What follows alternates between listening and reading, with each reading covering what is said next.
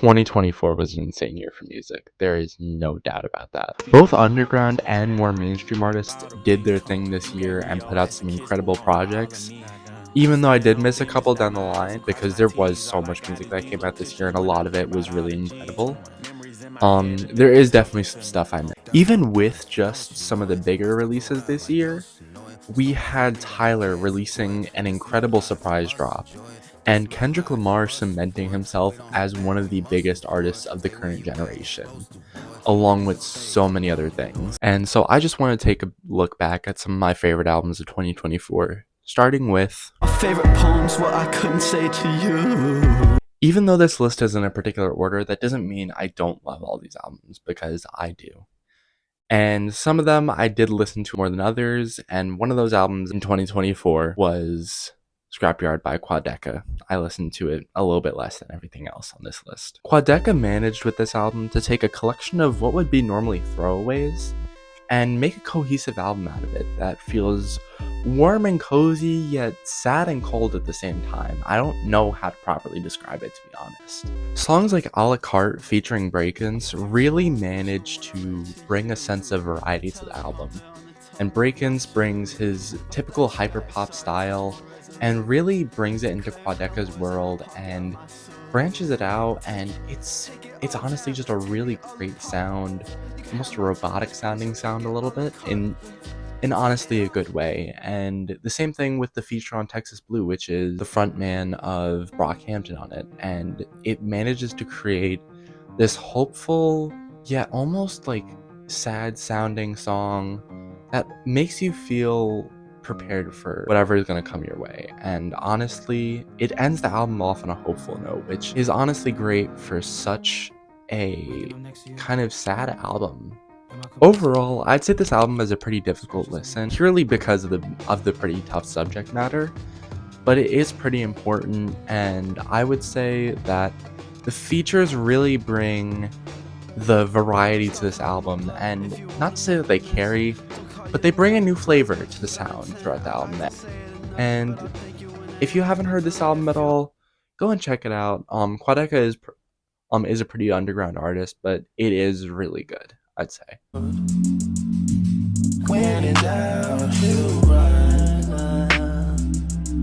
To be honest, this next album pick is probably quite surprising to most of you, and to be honest, it's quite surprising to me too, but since I listened to it on Thanksgiving of 2024, Party Next Door 4 has constantly been in my rotation. I may or may not decide to show the cover in this video, but that's honestly because of how freaky this cover is. But honestly, it fits the vibes of the album. Like, if you're looking for nighttime vibes, calm and chill vibes, whatever vibes you're looking for, this album has it. And with really great interludes that transition between tracks and the cinematic feeling, it's honestly an incredible project, and I would say it's probably Party Next Door's best. I need to listen to more of his stuff, but it's honestly really great. And to be honest, this album has a great mix of vibes, from party anthems to songs about losing connection with family. It's an incredible mix, and every song has a cinematic vibe to it, like you're watching a movie. This was my introduction to Party Next Door's music, and what an introduction to his music, because probably my two favorite songs off this album are Lose My Mind and Cheers, but honestly that can really change up at any moment because of how good this track list is. So really go and check out Party Next Door 4, especially if you're into R&B, hip-hop, whatever. Really go and check it out. You've probably heard some of the songs off of it before, but if you haven't, go and check it out. It's honestly incredible. Said goodbye. She said she's moving to the city. I said, Rose, you're really pretty. Have you ever listened to an artist for a little bit and then pretty much forgotten about them? That was pretty much me with Ricky Jamaraz's music this year, and I had discovered his music in 2023 with songs like I Miss You and Microwave, but honestly I grew out of those songs and kind of forgot he existed. And then one day I was just scrolling Instagram and I discovered that he had a new album releasing, and it was Return to Zero, which released on October 2024. And from the moment I rediscovered Jamaraz, I was totally engrossed by the rollouts of this album, and I listened to it the day it came out. The first listen of this album front to back was absolutely incredible. It was really impressive what Ricky Jamaraz was able to do, considering that he's only 17 and he did this all on cassette. Like, what? Similar to Scrapyard by Quadeca, this album does tackle some heavier themes, but this has more of a classic rock, indie rock kind of vibe to it. If you're really into that, like Beabadoobie, stuff like that, like kind of in that kind of realm, I'd say. There's songs in this album about the pharmaceutical industry, parental abuse, parasocial relationships, survivor's guilt, and going outside and enjoying life. And that's just some of the incredible themes that are tackled on this album. And just honestly, it's crazy that it's such a cohesive and incredible project from such a young and talented artist like Ricky Jamaraz. And my two favorite songs off this album are probably Watching Movies and Upstairs, with the way they include these intricate monologues that really reflect the themes of their songs, while also blending into the instrumental a little bit and fitting the vibes of the instrumental so they don't stand out too much. So if you're looking for some new indie rock music to listen to, especially for artists under 100,000 monthly listeners, check out Return to Zero by Ricky Jamaraz, because it is honestly an incredible listen, and I promise you will not be disappointed. Woke up looking for the broccoli. Hot key, keep a horn on me. That could my seat. IP ownership, the blueprint is by me.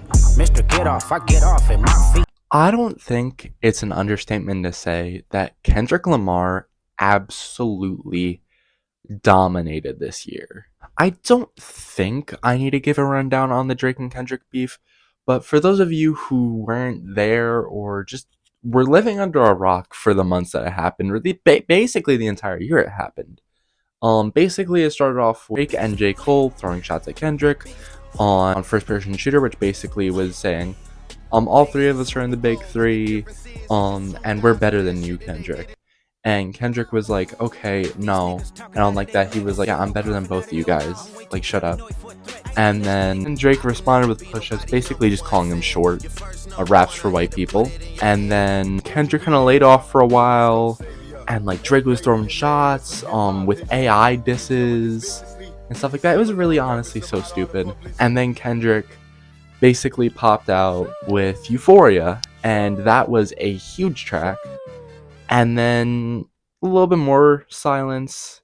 Then Family Matters dropped, and then we had a legendary three-peat. We had the first one was 616 LA, which is pretty much the most underrated song of the beef, in my opinion at least. And basically it was just him saying, you can't trust anyone around you, Drake. He couldn't, because then Meet the Grams dropped right after Family Matters dropped, basically saying, you're a PDF file, you're a terrible father, your parents should be ashamed of you, and you're hiding a secret daughter. All in one song. I don't know the validity of the last one, but some insane claims. But basically, then it concluded with third song, which is easily the biggest from the entire beef. And that's Not Like Us. We've all heard it. We have all heard Kendrick stomping out Drake and calling him a PDF file. And that's probably going to be played at the Super Bowl, to be honest.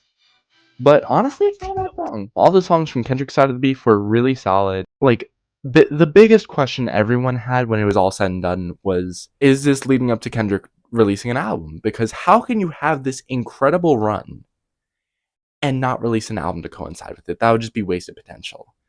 And as the months went on and on and on, and we didn't hear really any sort of confirmation of an album, it looked kind of further like it was gonna be happening. And that was until September 11th of 2024. Up until September 11th, we didn't have a whole ton. But then the rollout started on September 11th, 2024, with the release of the Not Like Us music video. In that music video, there was the snippet.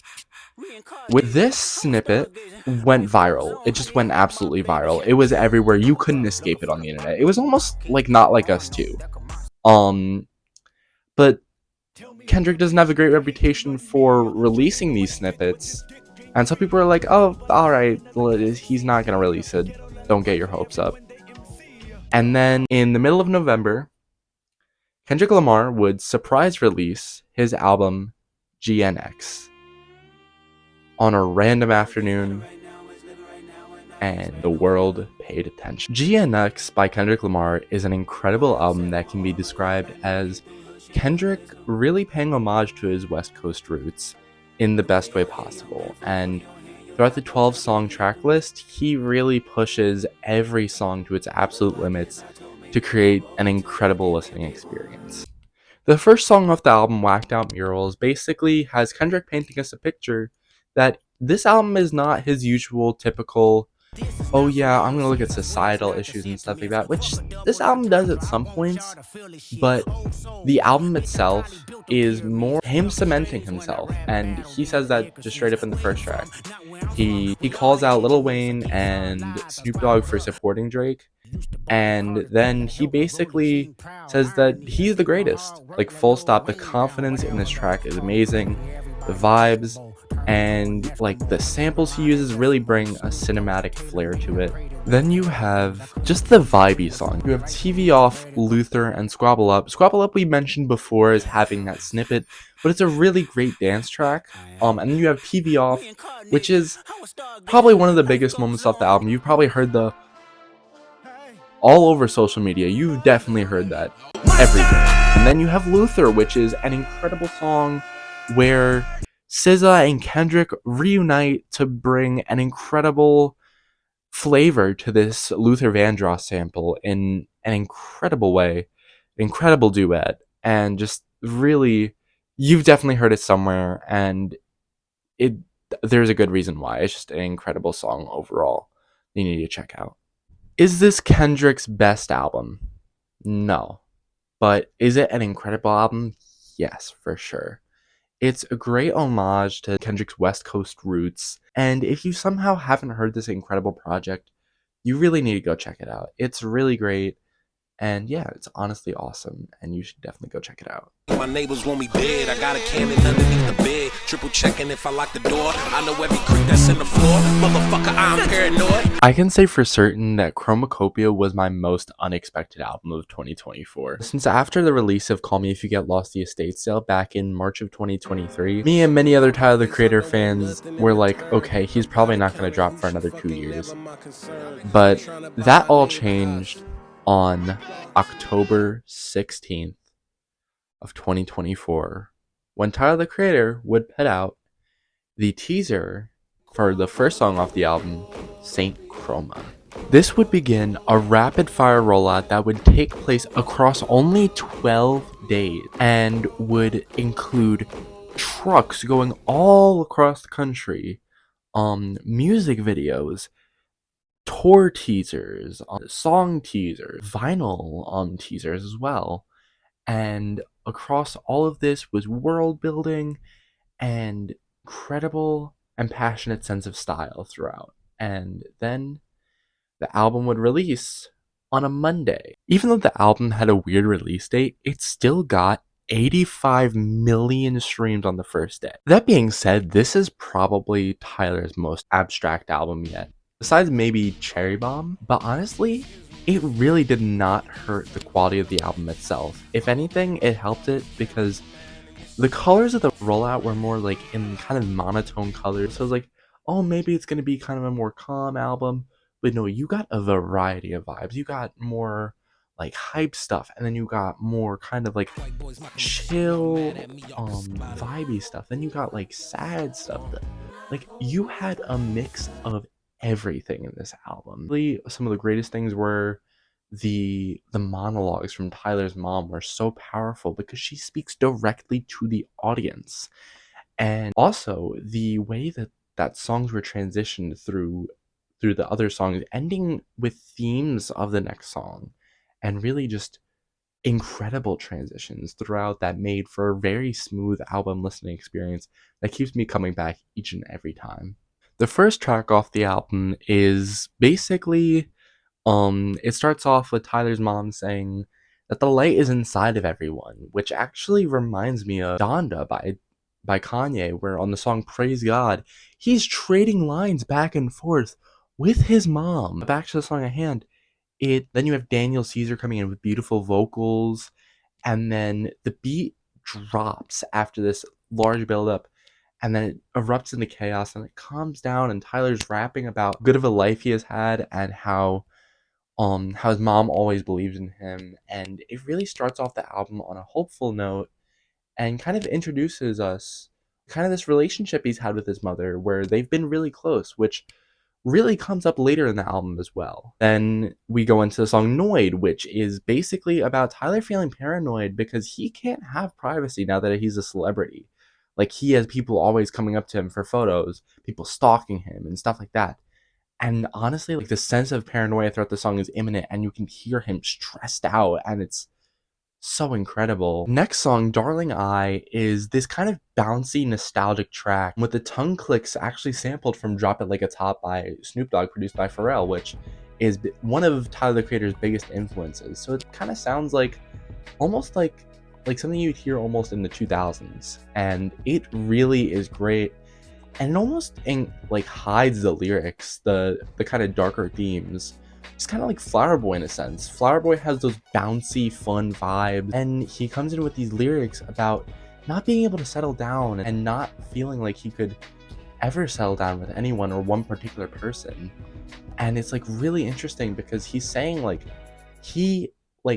at the end of the day, the only thing that's kept him satisfied is music. And it's really interesting how a lot of the songs on this album feel like songs from his older albums, both a new twist, and this song really sounds like something that you'd find off of Flower Boy, and I love it for that. Then we go to what is easily the biggest song off the album, but also the saddest, and that's Like Him, which is kind of where the whole thing of it kind of sounding like similar stuff. And this song, it sounds a bit similar to Answer off of Wolf, and it's tough. It starts with basically his mom saying that Tyler looks like his absent father who left him, and Tyler's grappling with his emotions on this because like he never got to meet this man, and he's been struggling to get over it throughout literally his entire career. And then he's telling his mom in the lyrics, he's like, Mom, do I look like him? Tell me the truth, why did he leave? And then you hear like builds up and builds up and builds up and stops. Then Lola Young and Tyler the Creator saying, do I look like him? And Lola Young is meant to represent the younger version of Tyler, the child version of Tyler who was asking these questions constantly. And it's so heartbreaking to hear Tyler like struggling through this. And in the live recordings too, you can see him struggling emotionally. At a certain point, it cuts off, and we hear his mom talking as she's done the entire album, and she basically says that she's the reason why his father isn't in the picture. She wasn't ready to have him in the picture, and she wasn't ready to settle down either, which kind of explains Tyler's lack of wanting to do that. But it's really like it brings his career full circle, because since his very first mixtape or album or whatever you want to call it, he was talking about how he despises his father for leaving them, and Answer, then like all this other stuff, and then it's him basically hearing that it was his mom's fault, and that's really tough for him because you hear how his mom influenced his entire life, and then it suddenly is like you kind of lose the trust with that. But it's him finally coming to terms with something, and it's beautiful.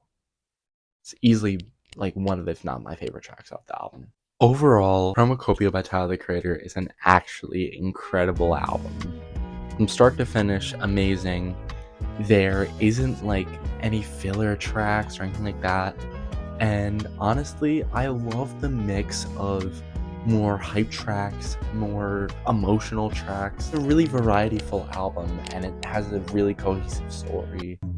And honestly, I think artists like Kanye, Carte, and A$AP Rocky could learn a thing or two from not delaying albums eternally, but anyways, the album absolutely incredible. Easily my top album of the year. And Tyler the Creator was my top artist of the year for 3 years in a row. I don't know if that's something to be proud about or if that's something to be sad about, but it's something. But honestly, this album, incredible. It's a masterpiece in my eyes, but for a Tyler fan, that's pretty much bound to be expected of somebody who listens to Tyler on the daily. But yeah, really incredible album. If you haven't checked it out already, which you should be checking it out, check it out. You need to. It's amazing. So although I listened to a lot of music in 2024, there's still a lot of projects that I either didn't listen to as much or only just started listening to that were from last year. So we're going to put that in the honorable mentions category. Looking at a stranger, wondering what kind of life have they got, wondering exactly what they're going through. So honestly, the Alexander Technique by Rex Orange County was probably my most anticipated album this year. And after a tumultuous few years of grape allegations and other things that really could have ruined his career, if they turned out to be true, but he decided to release an indie kind of jazzy inspired album, kind of detailing his struggles getting older and delving into his childhood and things like that. And honestly, it ended up being absolutely incredible. And I haven't listened to it a ton. I need to listen to it more because I haven't listened to it as much as his other projects. But honestly, really great album. Guitar song is really good on it. I just love how he discusses his issues on this album. It's really great.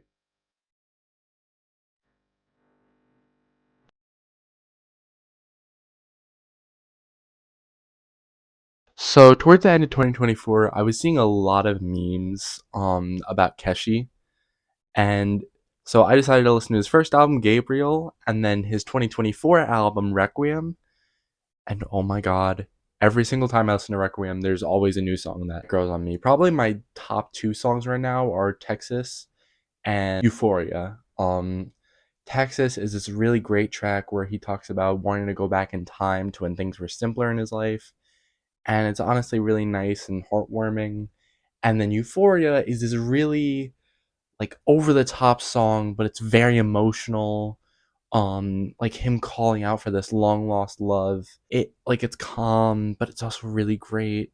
I cannot recommend it enough. Like listen to Keshi if you haven't already. His older stuff is more hip hop R&B esque. This is a lot more kind of pop indie esque, I would say. But honestly, Requiem, really great album. Would have made my top 10 list if I had actually listened to it in 2024. So I didn't get to listen to this album in 2024, and I kind of feel bad about it. Brat is a really good album and great dance pop record. It's incredible. There's a lot of great themes in it, but it is not perfect. There's definitely a lot in it that could be trimmed down. My favorite song off of it easily was 365, because the way it kind of interpolates the opening track. Honestly, I really love it. Just the entire album in general is really just a fun listen.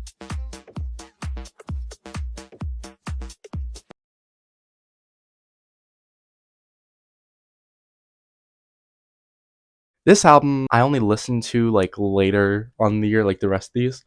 And it was Alligator Bites Never Heal by Doechii. Yeah, this album, incredible. It really, really surprised me. It's this 90s, 2000s kind of style thing. Denial is a River, amazing song, amazing music video. Everything about that song is amazing.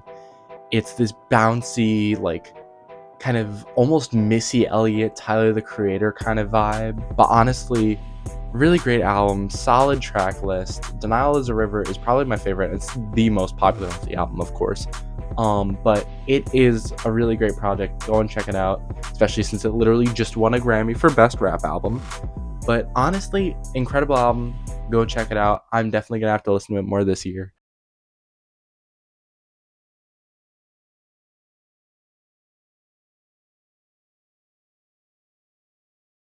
So another album that I've really had a lot in rotation this year, but just didn't make the top 5 was Hearthstone Psycho by Don Toliver. Now, I didn't really listen to a whole lot of Don Toliver before this, but I had heard Bandit and I was absolutely hooked. There are definitely some filler tracks in there, but there's some really great songs. Probably my favorite song is Tore Up, and the guitar riff on that song. Oh my god, it is crazy. I eventually want to learn how to play that, because it is such a fun guitar riff. This album front to back, I love the biker punk aesthetic he goes for on it, and Don delivers some amazing songs. So go check it out if you haven't already. I don't think it's a hot take to say we had an incredible year for music this year. We had the Drake and Kendrick beef. Tyler surprised us with a big surprise album. I really want to see the return of some artists. I know it's a big ask. I want to see Kanye drop. I want to see Carte drop. And not just fit pics and not just fit. I need him to stop teasing us and drop music. I know this is a big ask, but Frank Ocean, please come back. We need a new album. It is nearly a decade since Blonde dropped, and it has grown on me, and I love Blonde. We need new music, man. We need an album, bro. I also want to see Don't Be Dumb drop. A$AP Rocky was teasing it like last year. Honestly, so far what we've gotten this year is crazy. We had in the first month, we've had releases from Bad Bunny. We also had the release of Balloonerism by Mac Miller, which is a huge posthumous record, and oh my god, that album was incredible. We also had The Weeknd make his final album. Hurry Up Tomorrow was amazing. Like, I'm really excited for what this year has to offer, and I'm hoping to upload more this year, because I uploaded one video last year and that was a gameplay video, and yeah, I hope to upload more of these kinds of videos. Let me know what you guys want to see, because I'm really looking to mix things up. Leave a comment, leave a like, whatever. And just let me know what were your top albums of the year, because I know there's definitely a lot of stuff that I want to check out, and I definitely missed a lot of stuff last year. This has been AJ, and thank you for watching this video, and have a good day, night, afternoon, whatever it is you're having. Have that.